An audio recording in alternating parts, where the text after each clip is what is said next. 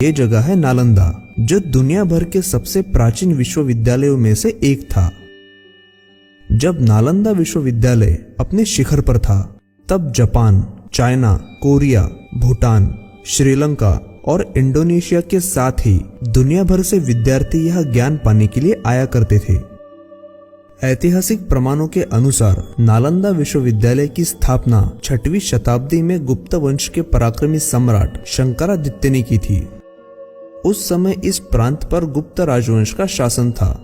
नालन का अर्थ है कमल का फूल, और कमल का फूल ज्ञान का प्रतीक होता है। इसीलिए ऐसी जगह जहां पर ज्ञान बांटा जाता था, उसे नालंदा कहा गया। आज दुनिया भर में आपको सारे देशों में हॉस्टल्स देखने को मिलते हैं, लेकिन क्या आप जानते हैं कि छात्रावास यानी हॉस्टल्स की संकल्पना कहां से आई थी? यही नालंदा से। इस विश्वविद्यालय के परिसर में छात्रों को रहने के लिए 300 से ज्यादा मठ यानी कमरे बनाए गए थे। साथ ही यहाँ कई मंदिर भी बनाए गए थे, जिनमें पूजा अर्चना भी होती थी। यहाँ पढ़ने वाले छात्र के अध्ययन में न सिर्फ बौद्ध बल्कि अन्य संस्कृतियों और धार्मिक मान्यताओं का समावेश था। और ये सारी जानकारी मिली है एक चीनी भिक्षु से, जिनका नाम था ह्युनसांग। ह्युनसांग ने अपनी डायरी में नालंदा की भव्यता का विस्तृत रूप से वर्णन करके रखा है। उन्होंने ये भी लिख कर रखा है कि नालंदा विश्वविद्यालय एक भव्य शहर जैसा लगता था, और उनकी पूरी यात्रा में उन्होंने ऐसी जगह नहीं देखी थी। नालंदा में विद्यार्थियों को प्रवेश काफी कठिनाई से मिलता था। नालंदा में प्रवेश लेने के लिए विद्यार्थियों को नालंदा के द्वार पंडितों द्वारा दरवाजे पर ही प्रवेश परीक्षा देनी पड़ती थी, जिसमें बहुत ही कम लोग पास हुआ करते थे। यहाँ पढ़ने आए विद्यार्थियों को सबसे पहले संस्कृत भाषा सीखनी पड़ती थी, उसके बाद ही वो आगे की पढ़ाई कर पाते थे। नालंदा की सबसे खास बात थी उसकी लाइब्रेरी, जो 3 इमारत की बनी थी। इन तीनों इमारतों में से एक इमारत 9 मंजिला ऊंची थी, जिसमें सबसे पवित्र और महत्वपूर्ण ग्रंथ रखे जाते। उस समय कागज नहीं हुआ करते थे, तो लिखान का काम होता था पेड़ों की छाल पर। ऐसे करीब 3 लाख ग्रंथ नालंदा के लाइब्रेरी में मौजूद थे।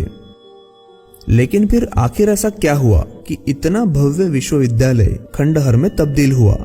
इस शिक्षा के केंद्र को तबाह करने वाला इंसान था बख्तियार खिलजी। इस तुर्की मुस्लिम लुटेरे ने 1199 में नालंदा को जलाकर नष्ट कर दिया, और इसके साथ ही ज्ञान का वो अनमोल खजाना भी नष्ट हुआ, जो ग्रंथों के रूप में यहाँ मौजूद था। कहा जाता है कि जब खिलजी ने यहाँ आग लगाई थी, तो कई महीनों तक यहाँ की किताबें धो धोकर जल रही थी। जब भिक्षुक लोग यहाँ से भागे, तो वो कुछ महत्वपूर्ण ग्रंथ अपने साथ ले गए। इनमें से कई ग्रंथ आज भी तिब्बत, नेपाल, बांग्लादेश और तो और कैम्ब्रिज यूनिवर्सिटी में भी मौजूद है।